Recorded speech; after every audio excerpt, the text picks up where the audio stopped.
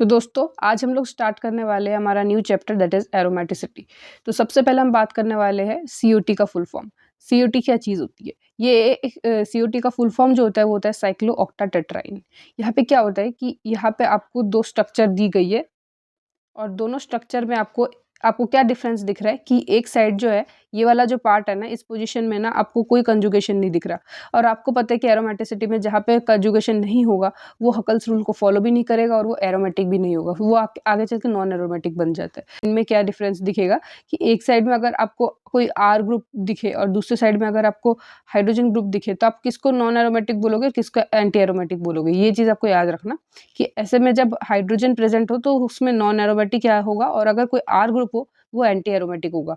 बस इसका ही केस याद रखना। बाकी ऐसे में अगर आप कोई कंपाउंड देखो और वो अगर sp3 हाइब्रिडाइज्ड है तो फिर उसको तो भाई आंखें बंद करके उसको नॉन एरोमेटिक लिखो। बस इसमें क्या केस है कि आपको इसमें एंटी एरोमेटिक और इसमें नॉन एरोमेटिक लिखना है। एक बात याद रखना, इसको याद कैसे करें, क्योंकि बहुत बच्चे ना लास्ट तक पढ़ते-पढ़ते ना कन्फ्यूज़ हो जाते हैं कि इसको याद कैसे रखें। तो मेरे पास एक ट्रिक है। मान लो कि जब आप कोई कंपाउंड पढ़ते थे, अगर कोई भी ऐसे रैंडम कंपाउंड पढ़ते थे, उस रैंडम कंपाउंड में कुछ प्रेज़ेंट नहीं होता था कोई ग्रुप और वो ऐसा का ऐसे ही रहता था, है ना? तो ऐसे मान लो कि एक रैंडम कंपाउंड है और उसमें कोई ग्रुप प्रेज़ेंट ही नहीं है। तो उस पर्टिकुलर कंपाउंड में कोई ग्रुप नहीं है तो ऑब्वियसली हाइड्रोजन भी अटैच्ड है। तो जहाँ पे हम हाइड्रोजन अटैच करते थे उसका मतलब हम मानते थे कि वो नॉन एरोमेटिक है। तो वैसे इसको भी आप नॉन एरोमेटिक मान लो और इसको क्या मानो, इसको एंटी एरोमेटिक मानो। जिसमें कुछ नहीं प्रेज़ेंट है, कोई हाइड्रोजन प्रेज़ेंट है तो मान लो कि जिसमें कुछ प्रेज़ेंट ही नहीं है उसमें ऑब्वियसली हाइड्रोजन ही प्रेज़ेंट होगा ना, तो वो वाले पार्ट को हम पहले नॉन एरोमेटिक बोला जाता था। तो वैसे इसको भी आप नॉन एरोमेटिक मान लो, इसको एंटी एरोमेटिक मान लो। आगे बात कर लेते हैं। अब हम बात करेंगे 8 से लेके पूरा 12 तक। 12 नहीं मतलब 16 तक पढ़ेंगे। हम ऐसे स्ट्रक्चर्स के बारे में बात करेंगे, कौन-कौन से स्ट्रक्चर्स एरोमेटिक है, कौन-कौन से नहीं है और ये आपको हर एक स्ट्रक्चर ना याद होना चाहिए। तो पहले हम 8 टू 12 इसलिए पढ़ रहे हैं क्योंकि आपको कोई डिफरेंस दिखेगा, एक चीज़ है, वो चीज़ आपको दिखेगी, इसलिए पहले हम 8 टू 12 पढ़ते हैं, फिर आगे हम 12 टू 14 का पढ़ेंगे। तो चलो पहले बात कर लेते हैं 8 एनुलिन के बारे में। तो देखो 8 एनुलिन का स्ट्रक्चर कैसा होता है, ऐसा होता है, याद रखना ये होता है 8 एनुलिन का स्ट्रक्चर।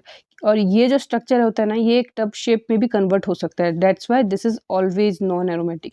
याद रखना ये चीज़ नॉन एरोमेटिक रहता है, एग्ज़ाम में बहुत बार आता है और आप लोगों को कन्फ्यूज़ करने के लिए ऐसे क्वेश्चंस फ्रेम किए जाते हैं। आगे बात कर लेते हैं 10 एनुलिन। देखो 8, 10, 12 ऐसे बढ़ता रहता है, ठीक है ना? अच्छा, देखो 10 एलुलिन क्या मतलब क्या है, देखो ये जो स्ट्रक्चर है यहाँ पे आपको क्या दिख रहा है, यहाँ पे 1, 2, 3, 4, 5 डबल बॉन्ड है।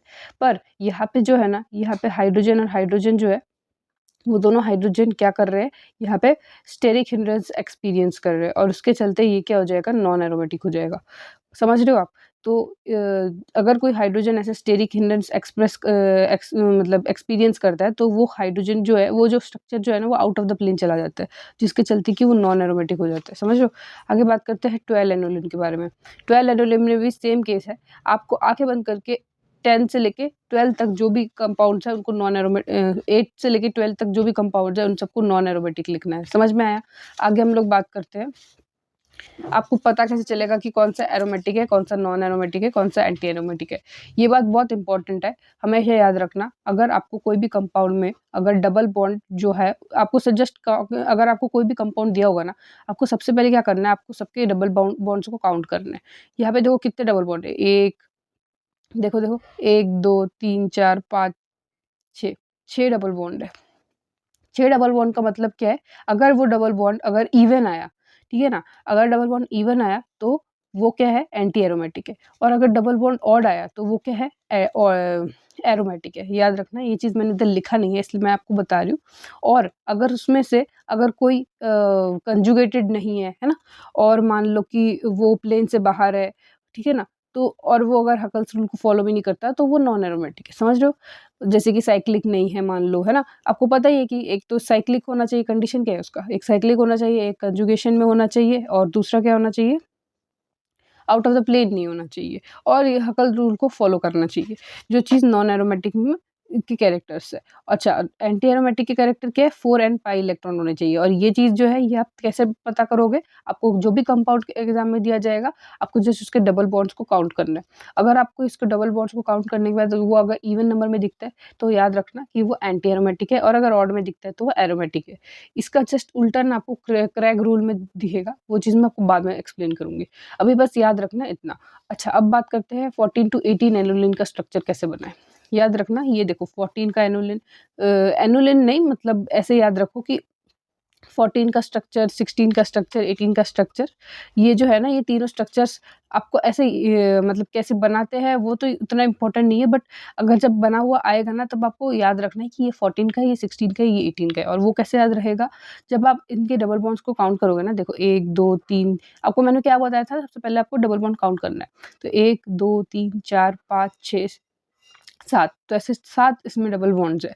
तो इस 7 डबल बॉन्ड्स के चलते आपको ये बात तो पता चल गया कि इसमें ऑड है डबल बॉन्ड्स, समझ रहे हो? तो अगर ऑड है तो ये क्या हो जाएगा, एरोमेटिक हो जाएगा। और क्योंकि ये कंजुगेशन में और इसमें ना आपको कोई हाइड्रोजन के बीच में ना स्टेरिक हिंड्रेंस नहीं देखने को मिलेगा, इसलिए मैंने 8 to 12 को एक साइड में लिखा है और 14 to 18 को दूसरे चिट में लिखा है, सो दैट आपको ये चीज़ याद रहेगा कि जो हाइड्रोजन जो है 14 के बाद क्या होते हैं, एक्सपीरियंस नहीं करते स्टेरिक हिंड्रेंस, समझ रहे हो? आगे बात करते हैं 16 की, यहाँ पे भी सेम है, हाइड्रोजन तो एक्सपीरियंस नहीं करेंगे स्टेरिक हिंड्रेंस, बट इसके आपको एज कंपाउंड जो दिया है वो कंजुगेटेड वे में दिया है, पर आपका काम क्या बनता है, आपको इन सबको काउंट करना बनता है। तो स्टार्ट करते हैं इससे काउंटिंग करना, 1 2 3 4 5 6 7 8, 8 दिया मतलब इवन में है, तो इवन में है, सब कुछ है कंजुगेशन में, तो ये क्या है, एंटी एरोमेटिक, समझ में आया? ऐसे करके याद रखना है। तो चलो आगे बात करते हैं।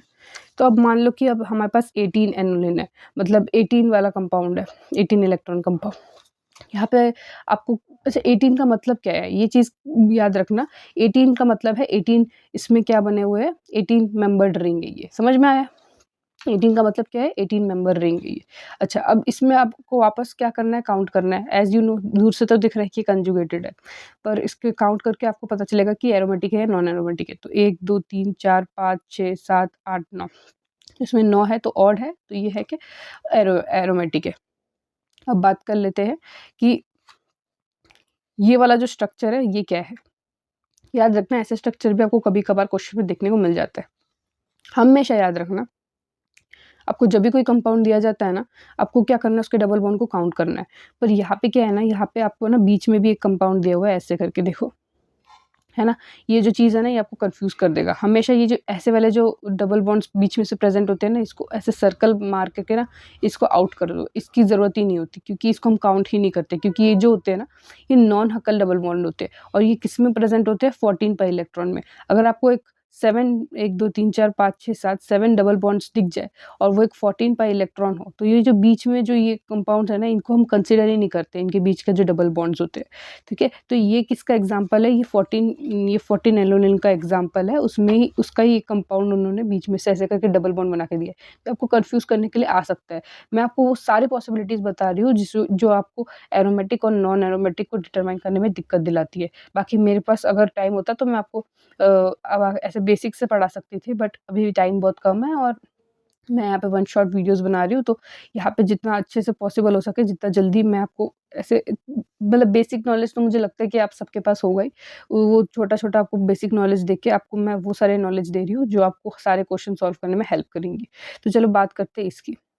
ये क्या है ना, आप एक बार ना रिवीजन टाइप का इसको मान के चलो आप, ठीक है ना? आपने सब जगह से पढ़ रखा है, बस आपको जस्ट रिवाइज़ करना है, तो इसलिए मैंने ये नोट्स बना रखे हैं। तो नोट्स कभी वो नहीं होता कि जो आप पूरी बुक को, जो आप बुक का जो पूरा जो भी आपने पढ़ा है वो सारा इसमें चिपका दो, नहीं वो नहीं होता। जितना आपने वहाँ से मतलब रस निकाला है, उस चीज़ को इस नोट्स में बनाए रखो। तो वो सारी चीज़ें आपको इम्पोर्टेंट पता होनी चाहिए। तो मान लो कि ये हमारे पास ये क्या था, ये हमने 8 पाई इलेक्ट्रॉन में पढ़ा था कि नहीं? हमने पहले नहीं पढ़ा था 8 एनुलिन। ये देखो, ये 8 एनुलिन का हमने यहाँ पे स्ट्रक्चर बनाया है। इसको ना आपको 2 तरीके के रिएक्शंस आपको एग्ज़ाम में देखने को मिल सकते हैं। एक है कि with 2 Fe and with hydrogen plus, ठीक है ना?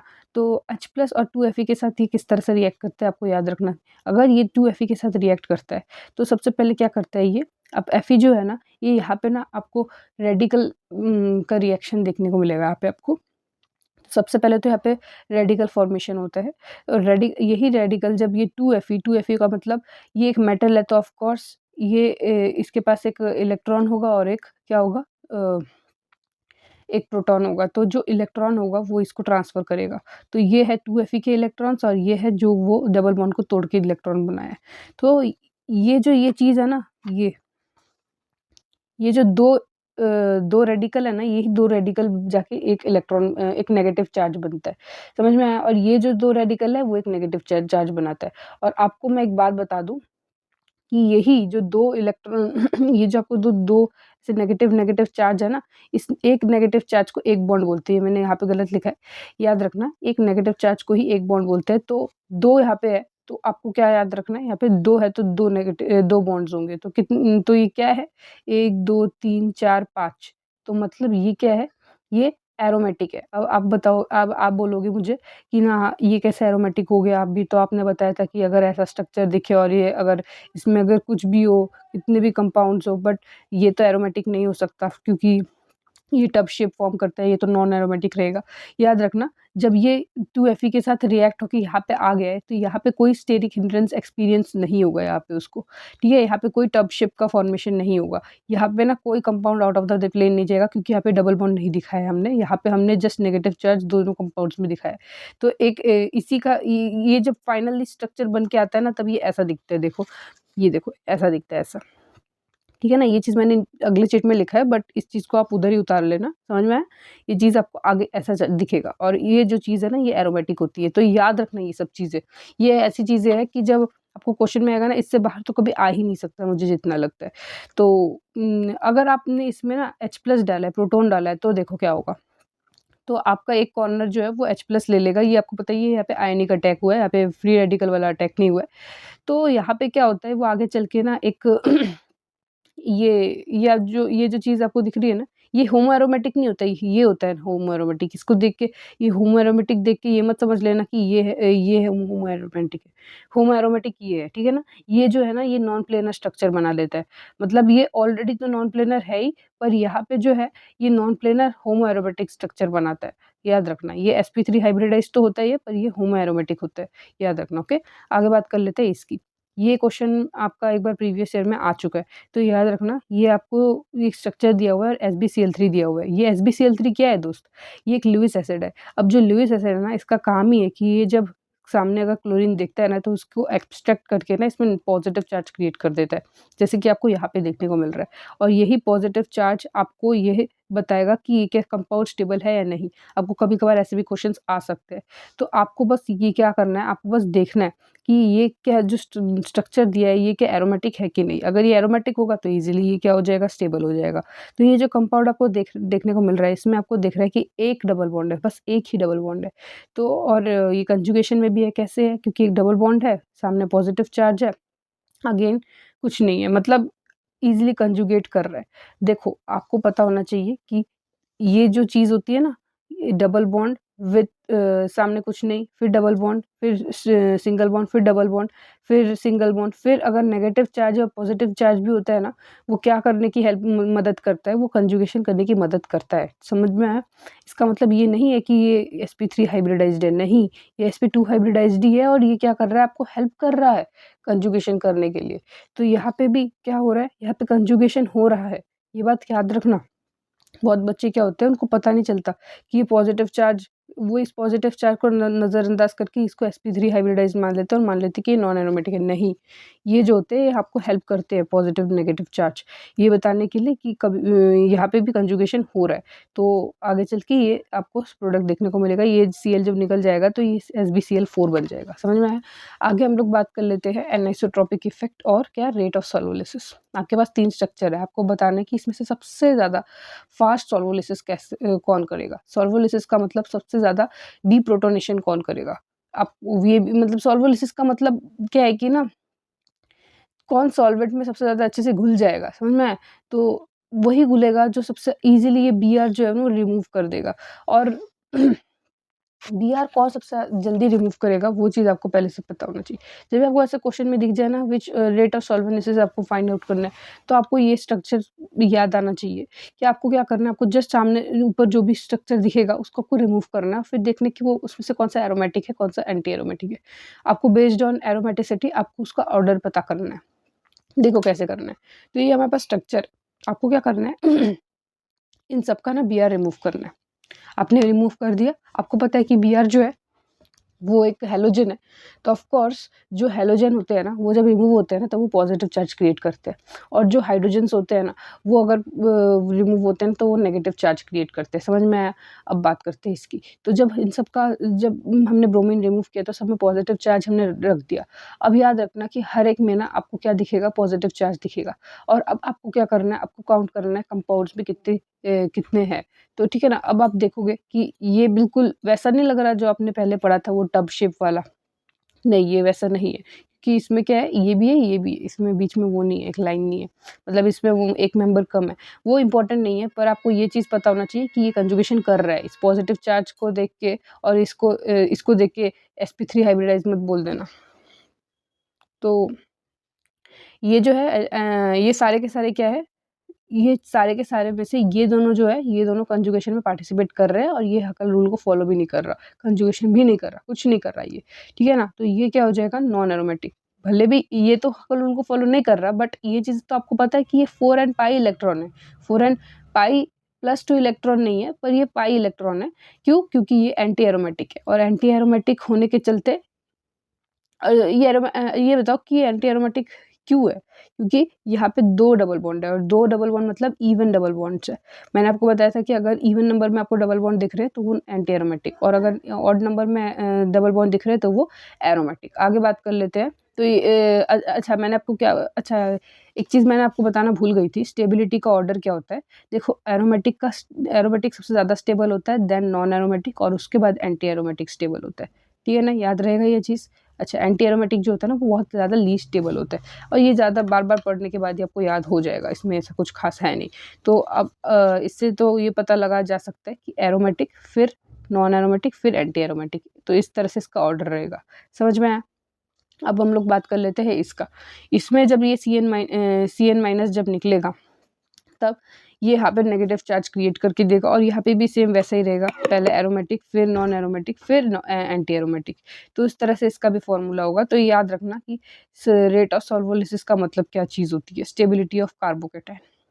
अच्छा अब देखो, अब हम बात करेंगे एनिसोट्रॉपिक इफेक्ट के बारे में।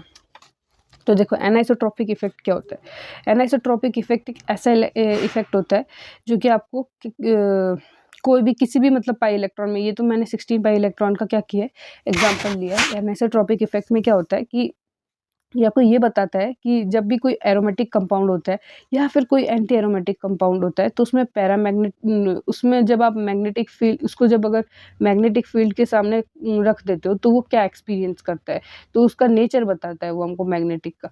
तो देखो ये जो है ना, आपको हमेशा याद रखना है, ये जो स्ट्रक्चर है ना, इसको देख के आपको कुछ याद नहीं आएगा, समझ में नहीं आएगा।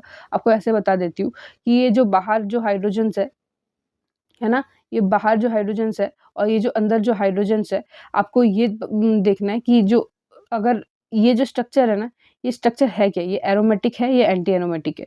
देखो, एरोमेटिक में अलग होता है केस, वाइस वर्सा होता है एज़ कम्पेयर टू एरोमेटिक।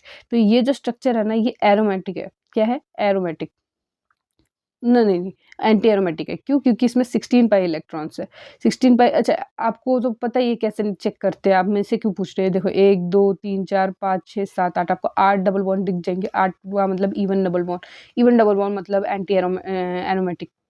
अब एंटी एरोमेटिक के केस में हमेशा याद रखना, इनर हाइड्रोजन्स जो होते हैं ना, वो सारे के सारे क्या होते हैं? पैरामैग्नेटिक होते हैं, और जो आउटर हाइड्रोजन्स होते हैं ना, वो सारे के सारे क्या होते हैं? डायमैग्नेटिक होते हैं। अच्छा, इसको याद रखने की क्या ज़रूरत है? इसको याद रखने की ये इसलिए ज़रूरत है क्योंकि जो पैरामैग्नेटिक होते हैं ना, उसमें ना शील्डिंग कांस्टेंट जो होता है ना, वो ज़्यादा होता है। अच्छा आप में से बहुत बच्चों को पता भी नहीं होगा कि शील्डिंग कांस्टेंट क्या है। ये जो चीज़ है ना, ये हम ऑर्गेनिक स्पेक्ट्रोस्कोपी में पढ़ेंगे। अब तक के लिए बस इतना समझ लो कि जो शील्डिंग कांस्टेंट जो होता है ना, वो इसमें बहुत ज़्यादा होता है और इसमें बहुत कम होता है। अच्छा, फिर आपको कैसे पता चलेगा कि किसमें मैं ज़्यादा करूँ, किसमें कम करूँ, क्योंकि आपके पास तो वही आपको तो ट्रिक देना पड़ता है तब जाके आपको याद होता है।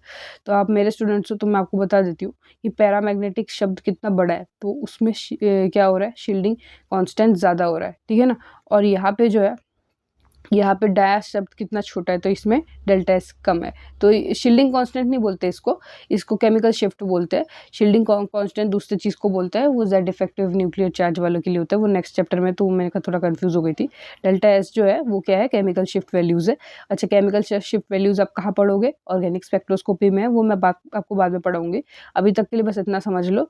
और जितना एक और बात आपको बता देती हूँ, वैसे तो आगे पढ़ेंगे भी, बट फिर भी एक बार बता देती हूँ, जिसका केमिकल शिफ्ट वैल्यू ज़्यादा होता है वो डी-शील्डेड होता है, और जिसका कम होता है वो नॉन डी-शील्डेड होता है, वो शील्डेड होता है। समझ में आया? आगे बात करते हैं एरोमेटिक का। एरोमेटिक का क्या होता है, एंटी एरोमेटिक का जस्ट उल्टा, मतलब वाइस वर्सा। अगर पैरामैग्नेटिक इनर हाइड्रोजन है, तो यहाँ पे पैरामैग्नेटिक आउटर हाइड्रोजन्स को बोलते हैं, और डायमैग्नेटिक जो है वो इनर हाइड्रोजन्स को बोलते हैं। जैसे कि फॉर एग्जांपल आप 18 इलेक्ट्रॉन को पकड़ लो, कि 18 पाई इलेक्ट्रॉन बाई, अगर 18 को आप डिवाइड कर दोगे ना 2 से, तो आपको number of pi pi double bond मिल जाएंगे। तो अगर आप इसको 2 से डिवाइड करोगे तो आपको कितने डबल बॉन्ड मिलेंगे, 9 डबल बॉन्ड मिलेंगे, और 9 का मतलब क्या है, ऑड है। तो ऑड मतलब क्या है, वो एरोमेटिक है। ऐसे करके याद, मतलब ऐसे डबल सोचा करो, कि मतलब कनेक्टिविटी बनाया करो चीज़ों का। चलो आगे बात कर लेते हैं कि आपको स्ट्रक्चर्स, कुछ ऐसे स्ट्रक्चर्स हैं जो आपको ऐसे नाम तक याद होने चाहिए, क्योंकि कभी-कभार ना एग्ज़ाम में ना ऐसे बोलेगा कि पेंटिलिन क्या है, एरोमेटिक है, नॉन एरोमेटिक है, तो कभी-कभार ये भी आ सकता है, तो आपको इसके लिए भी पहले से सतर्क रहना पड़ेगा। तो सबसे पहले हम लोग लेते हैं फुलवीन को। फुलवीन नाम से आपको क्या पता चलता है? आपको कुछ नहीं पता चलता, आपको बस स्ट्रक्चर देखते हैं कि फुलवीन का स्ट्रक्चर कैसा होता है, और फुवलीन का स्ट्रक्चर कैसा होता है, ऐसा होता है। अच्छा, एज़ुलिन का स्ट्रक्चर कैसा होता है? एक 7 मेंबर रिंग होता है, एक 5 मेंबर रिंग होता है, दोनों के दोनों अटैच्ड रहते हैं। हेप्टेलिन का क्या होता है? ये आपको देखो ना, आपको एक चीज़ दिख रहा है, यहाँ पे ना आपको एक 7 मेंबर, एक 5 मेंबर, एक 7 मेंबर, एक 7 मेंबर। हेप्टेलिन का मतलब कि दोनों 7 मेंबर। पेंटेलिन का मतलब क्या है, दोनों 5 मेंबर। आगे दिखाऊँगी मैं आपको, ये देखो 5 मेंबर। ये 3 तो आपको याद रहेगा ही, फुरान फुरान, थायोफिन, पाइरोल। ठीक है? क्या? फुरान, थायोफिन, पाइरोल। ये जो चीज़ है आप धीरे-धीरे पढ़ते-पढ़ते आपके वो तो दिमाग में बैठ जाएगा, पर इन तीनों का क्या है, याद रखना। एज़ुलिन, हेप्टेलिन और पेंटेलिन। पेंटेलिन और हेप्टेलिन तो नाम से पता चल रहा है कि दोनों साइड में आपको क्या करना है, चिपका देना है। हेप्टेलिन मतलब 7 मेंबर रिंग को आपको चिपका देना है। वो पेंटेलिन में आपको 5 मेंबर रिंग को चिपका देना है, और एज़ुलिन में आप याद रखना कि एक 5 मेंबर, एक 7 मेंबर। बट इन तीनों में आपको एक चीज़ कॉमन दिखा क्या? देखो, मेरे को जो चीज़ कॉमन दिखा है वो ये है कि ये जो है ना, इसमें से एक भी 6 मेंबर रिंग नहीं है। तो इसका मतलब क्या है? मतलब ये नॉन बेंज़ोनॉइड सिस्टम है। क्या है? एक नॉन बेंज़ोनॉइड सिस्टम है, और इसके बारे में हम आगे ही पढ़ेंगे। क्या पढ़ेंगे? इनमें जो होते हैं ना, अगर आपको इन ऐसे स्ट्रक्चर में जब आपको एरोमेटिसिटी ढूँढना पड़ता है ना, इसमें से कौन-सा एरोमेटिक है, नॉन एरोमेटिक है, तो उसके लिए ना हम कौन-सा रूल यूज़ करते हैं? क्रैग रूल यूज़ करते हैं।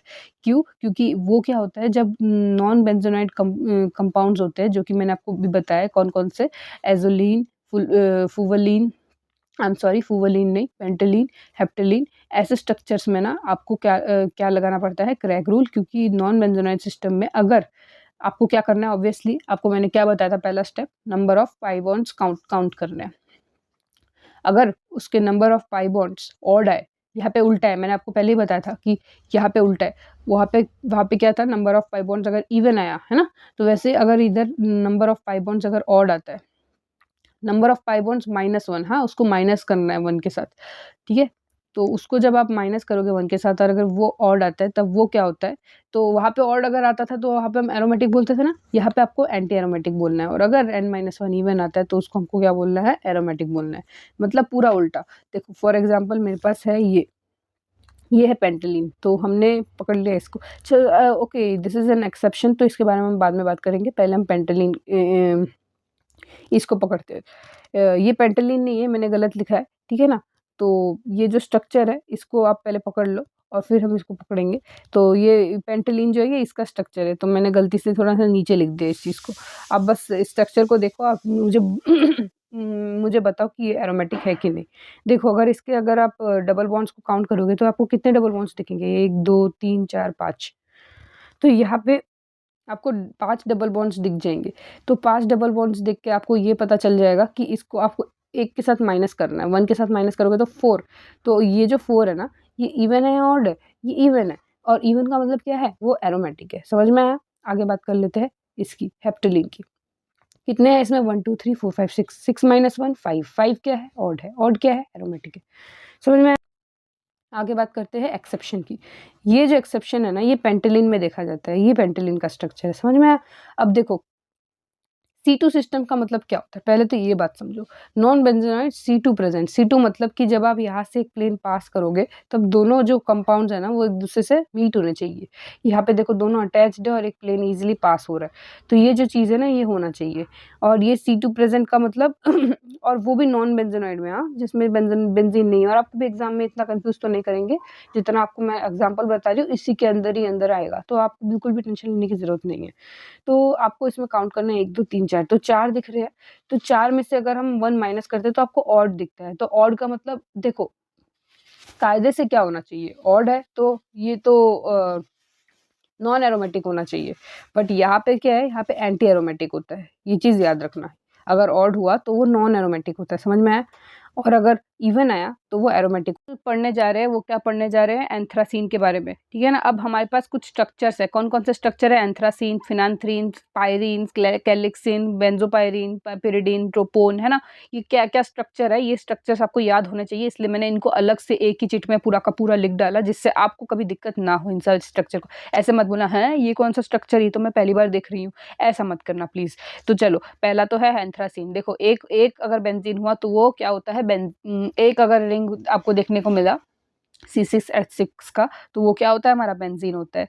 2 बेंजीन रिंग आपको क्या बना के देता है? हमको naphthalene. 3 benzene ring group attached है तो उसको क्या बोलते हैं हम लोग? एंथ्रासीन। क्या बोलते हैं? एंथ्रासीन। अच्छा, तीनों अगर ऐसे एक ही लीनियर वे में अगर अटैच्ड है तो वो एंथ्रासीन हुआ। अगर वो ऐसे सर्कुलर वे में अटैच्ड है तो वो क्या होगा?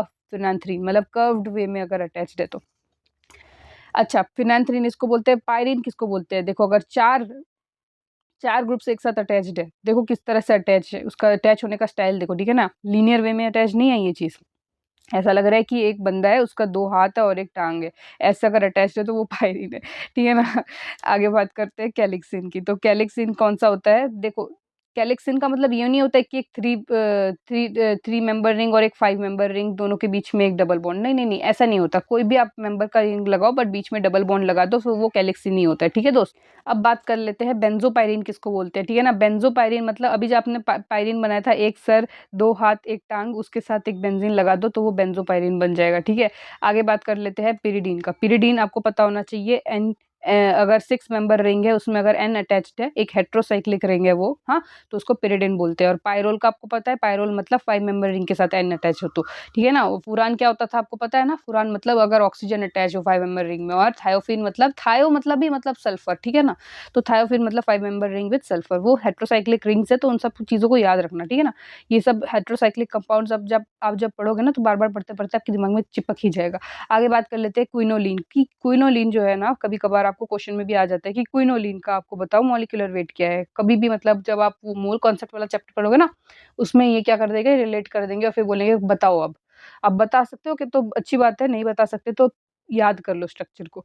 देखो, एक बेंज़ीन है, उसके साथ एक पिरिडीन का रिंग अगर अटैच कर दो, तो वो क्विनोलिन बन जाता है, ठीक है ना? और ट्रोपोन का याद रखना, एक 7 मेंबर रिंग होता है, अगर आपको काउंट करना है तो भी आप कर सकते हो। तो आपको बता दूँ, एक 7 मेंबर रिंग में एक डबल बॉन्ड ऑक्सीजन कनेक्टेड हो, तो उसको आप ट्रोपोन कहते हो। आगे बात कर लेते हैं कौन-सा आपके पास 3 क्वेश्चन है, तो 3 क्वेश्चन को आपको किस तरह से सॉल्व करना है। 3 क्वेश्चन नहीं, मेरे पास आई थिंक सो ये 4 क्वेश्चन है हमारे पास। 1 2 3, ठीक है? यहाँ पे ना, तो हम आ चुके हैं अपने लास्ट चिट के पड़ाव में। अब बस यही बस हमारा लास्ट चिट है, इसके बाद ये चैप्टर हो जाएगा हमारा कंप्लीट। तो याद रखना, हमारे पास 3 क्वेश्चन है अभी हमारे पास। तो हमारे पास जो 3 क्वेश्चन है, वो 3 क्वेश्चन क्या बताना चाहता है? एक है कौन-सा वाला which one of the following will not give PPT with AgNO3, मतलब इन चारों को अगर मैं रिएक्ट करवा देती हूँ AgNO3 के साथ, तो कौन-सा वाला पीपीटी नहीं देगा?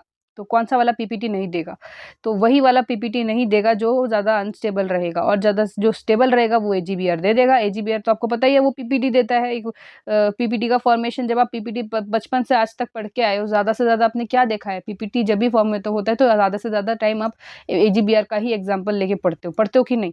तो वही चीज़ यहाँ पे बताई गई कि इसमें से कौन-सा।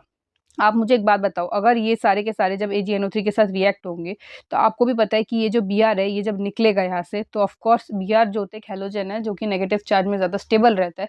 तो ऑफ कोर्स वो अगर Br माइनस अगर निकलेगा, तो बचेगा क्या यहाँ पे, क्या? यहाँ पे पॉजिटिव चार्ज बचेगा। अगर यहाँ पे पॉजिटिव चार्ज बचेगा, तो चारों के चारों जो आपको दिख रहे हैं ना ABCD, उन सब में आपको क्या दिखेंगे? हर एक रिंग में पॉजिटिव चार्ज दिखेंगे। अब आपको देखने की पॉजिटिव चार्ज स्टेबल किसमें है।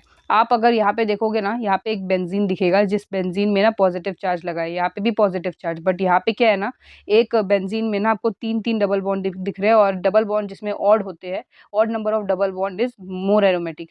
वो मतलब मोर एरोमेटिक नहीं, उसी को एरोमेटिक बोलते हैं। अगर odd number of double bond अगर किसी रिंग में दिख रहा है और वो कंजुगेटेड है, तो कंजुगेटेड तो है, यहाँ पे पॉजिटिव चार्ज है ना, तो पूरा रिंग जो है वो पूरा कंजुगेटेड है, तो वहाँ पे आपको ये क्या दिख रहा है? आपको ये एरोमेटिक दिख रहा है। अगर इसमें से अगर यहाँ पे पॉजिटिव चार्ज लगाओगे ना, अगर किसी भी बेंजीन रिंग के डायरेक्ट ऊपर पॉजिटिव या नेगेटिव चार्ज लगता है ना दोस्त, वो जो होता है ना बहुत ज़्यादा अनस्टेबल कंपाउंड होता है। समझ में आ रहा है आपको मेरी बात? अगर आप इसको देखोगे ना, तो यहाँ पे आपको देखने को मिलेगा कि एंटी एरोमेटिक है, इसमें अगर पॉजिटिव चार्ज लग गया तो। पर अगर आप डी वाले ऑप्शन में देखोगे ना, तो डी वाले ऑप्शन में यहाँ पे पॉजिटिव चार्ज लग रहा है, तो वो इजीली डिलोकलाइज कर सकता है। तो ये और ये जो है, ये दोनों स्टेबल हो जाएंगे, और बट बी और सी जो होगा ना, वो अनस्टेबल रहेगा। तो वो चीज़ यहाँ पे बताई गई है। अब यहाँ पे बताया कि कैलिक्सिन का एरोमेटिसिटी कैसे निकालते हैं। आपको मैं बता दूँ, ये देखो हमारे पास, ये देखो फर्स्ट क्वेश्चन का आंसर ये है, ठीक है ना। तो कैलिक्सिन आपको मैंने बताया था कि कोई भी 2 मेंबर रिंग ले लो, और दोनों को अब डबल बॉन्ड से अटैच कर दो, और फिर वो बन जाता है हमारा कैलिक्सिन का स्ट्रक्चर। तो पर उसको एरोमेटिक और एंटी एरोमेटिक कैसे निकालते हैं वो भी देख लो। कि देखो यहाँ पे ना आपको क्या करना पड़ता है ना, चेक करना पड़ता है। ट्रायल एंड एरर तो आपने मैथ्स में पढ़ा ही होगा ना जो, तो उस चीज़ को यहाँ पे आपको अप्लाई करना है। कैसे करना है देखो, अगर इस डबल बॉन्ड को आप मान लो इस तरफ शिफ्ट करते हो, मान लो कि मतलब अगर डबल बॉन्ड को अगर तोड़ोगे, तो आपको एक साइड में नेगेटिव चार्ज लगाना पड़ेगा, एक साइड में पॉजिटिव चार्ज लगाना पड़ेगा। और आपको अब चेक करना है कि पॉजिटिव चार्ज अगर आपने यहाँ पे लगाया, तो क्या ये एंटी एरोमेटिक है या एरोमेटिक है। तो यहाँ पे अगर आप देखोगे, तो यहाँ पे एंटी एरोमेटिक दिखेगा, और यहाँ पे देखोगे तो यहाँ पे एरोमेटिक दिखेगा। फिर आपको क्या करना है, आपको ट्राई करना है ज़्यादा से ज़्यादा दोनों बॉन्ड्स जो है ना, दोनों कंपाउंड्स जो है ना, दोनों के दोनों एरोमेटिक रहे। तो आपको शफल करना पड़ेगा, कभी यहाँ पे पॉजिटिव चार्ज, यहाँ पे नेगेटिव चार्ज डाल के देखो कि कई कई दोनों के दोनों एरोमेटिक तो नहीं बन रहे। तो अगर अगर ये वाला केस है कि एक में एरोमेटिक, एक में एंटी एरोमेटिक, तो दोनों को ऐसे आप नाम दे सकते हो कि ये वाला जो पार्ट है वो हो जाता है हमारा ये वाला पार्ट हमारा एरोमेटिक हो जाएगा, ये वाला पार्ट एंटी एरोमेटिक। अब हमारा ये वाला एक और कैलिक्सिन का स्ट्रक्चर है, इसको समझने की कोशिश करो। कि देखो अब हमने इस डबल बॉन्ड को तोड़ा, फिर हमने पाया कि अगर हम यहाँ पे नेगेटिव चार्ज डालते हैं और यहाँ पे पॉजिटिव चार्ज डालते हैं, तब ये वाला जो स्ट्रक्चर है ना दोस्त, ये जो है ये एरोमेटिक हो जाता है, क्योंकि इसमें एक डबल बॉन्ड है और रिंग भी कंजुगेटेड है। और यहाँ पे है ना, यहाँ पे 2 डबल बॉन्ड है, पर एक नेगेटिव चार्ज होने के चलते यहाँ पे आप क्या बोलोगे, यहाँ पे 3 पाई 6 पाई इलेक्ट्रॉन है, जिसके चलते ये क्या है, एरोमेटिक है। आपको भी पता है। अच्छा, तो इसका मतलब क्या है, ये पूरा स्ट्रक्चर ही एरोमेटिक है, तो ये बेस्ट स्ट्रक्चर होगा, ठीक है ना। ये ज़्यादा स्टेबल और बेस्ट स्ट्रक्चर होगा कैलिक्सिन का, ठीक है। आगे बात कर लेते हैं कि कौन सा वाला इसमें से ज़्यादा हाई डाइपोल मूवमेंट दिखाता है, कौन सा वाला दिखाता है। चलो अब डाइपोल मूवमेंट पे अगर सवाल आ ही चुका है, तो यहाँ पे आई थिंक मैंने आंसर लिखा नहीं है इस चीज़ का। हाँ शायद, बस यहाँ पे लिखा है इसका आंसर। ठीक है, मैंने थोड़ा ऊपर नीचे कर दिया, कोई बात नहीं। याद रखो, B and D will give high. अच्छा, हाई डाइपोल मूवमेंट का मतलब क्या है, कौन सबसे ज़्यादा एरोमेटिक नेचर दिखाता है। क्या बोल रही हूँ मैं, जो सबसे ज़्यादा एरोमेटिक नेचर दिखाएगा वो ज़्यादा डाइपोल मूवमेंट कैरी करेगा। क्यों, ये देखो, अगर मान लो कि यहाँ पे आपने नेगेटिव चार्ज डाला, यहाँ पे आपने पॉजिटिव चार्ज डाला, तो ये क्या होगा, एंटी एरोमेटिक होगा। अगर आपने यहाँ पे पॉजिटिव चार्ज डाला और यहाँ पे नेगेटिव चार्ज डाला, तो क्या होगा, वो एरोमेटिक होगा। पर आप एक बात याद रखना, कैलिक्सिन के केस में ना सिर्फ डबल बॉन्ड अटैच था दोनों कार्बन के बीच में, तो आपके पास एक चॉइस था कि आप यहाँ पे भी कभी लेफ्ट साइड में भी पॉजिटिव चार्ज डाल के देख सकते थे, और राइट साइड में भी पॉजिटिव चार्ज डाल के देख सकते थे। पर ये ना ऑक्सीजन का केस है, जब भी कोई ऑक्सीजन के साथ डबल बॉन्ड अटैच रहता है ना, हमेशा याद रखना ऑक्सीजन हमेशा नेगेटिव चार्ज में स्टेबल रहेगा। तो उस पर अगर आप पॉजिटिव चार्ज डाल के फिर इस पूरे रिंग को एरोमेटिक प्रूफ करने को निकल जाते हो ना, तो भी आपका कंपाउंड ना मतलब सही कंसीडर नहीं किया जाएगा, जो आपका आंसर रहेगा वो गलत रहेगा। तो हमेशा ट्राई करो ऑक्सीजन पे नेगेटिव चार्ज डालो और इस पे पॉजिटिव चार्ज डालो, तभी आप इस क्वेश्चन को सॉल्व कर सकते हो। तो ये इस कन्फ्यूजन को मैंने दूर कर दिया, आई होप। तो अब ऑक्सीजन पे डबल बॉन्ड दिख रहा है, तो यहाँ पे नेगेटिव चार्ज है, यहाँ पे पॉजिटिव चार्ज। अगर यहाँ पे आप चीज़ों को डालते हो तो आपको क्या दिखेगा? आपको ये दिखेगा कि ये जो कंपाउंड है ना, ये एंटी एरोमेटिक है, क्योंकि यहाँ पे 2 ही है डबल बॉन्ड। यहाँ पे अगर आप देखोगे तो यहाँ पे भी अगर आप एक पॉजिटिव चार्ज डालोगे तो यहाँ पे क्या दिखेगा? यहाँ पे आपको दिखेगा एक सिंगल बॉन्ड, ठीक है? एक डबल बॉन्ड, ठीक है ना? तो ये क्या होगा? हमारा एरोमेटिक होगा। ये क्या है? Anti aromatic. ये क्या है? एरोमेटिक। यहाँ पे भी आप देखो, यहाँ पे अगर आप पॉजिटिव चार्ज डालोगे तो यहाँ पे आपको क्या दिख रहा है? यहाँ पे आपको दिखेगा कि एंटी एरोमेटिक है, क्योंकि BH जो होता है ना, वो क्या वो ना पॉजिटिव चार्ज की तरह एक्ट करता है। क्या करता है?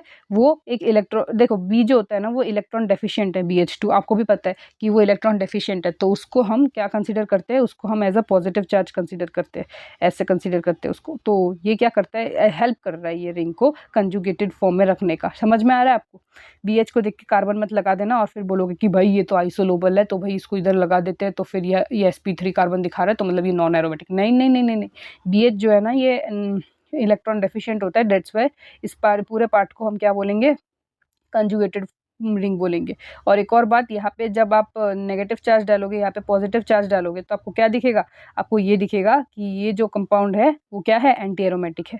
और ये यहाँ पे आप अगर पॉजिटिव चार्ज डालोगे तो यहाँ पे 3 डबल बॉन्ड दिख रहे हैं, तो उसके चलते ये क्या है? एरोमेटिक है। तो मतलब B और D जो है वो एरोमेटिक है, और यही चीज़ यहाँ पे लिखा हुआ है, B और D एरोमेटिक है, that's why they will show high dipole moment due to its aromatic character. और इसके साथ साथ खत्म होता है आपका ये एरोमेटिक का chapter. So thank you for watching this video.